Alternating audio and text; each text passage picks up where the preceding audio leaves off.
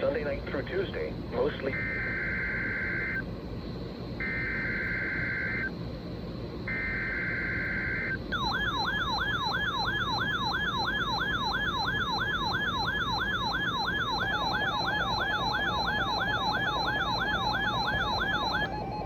This is a test of the emergency alert system and NOAA weather radio's warning alarm. During potentially hazardous weather situations, the National Weather Service transmits a signal that automatically activates specially built receivers to warn the hazards. Receivers are collected by the National Weather Service have been raised when the fog comes. One was reported working severe weather in the area on Wednesday. The test is postponed until the next day without a severe weather threat. The following tones will conclude this test.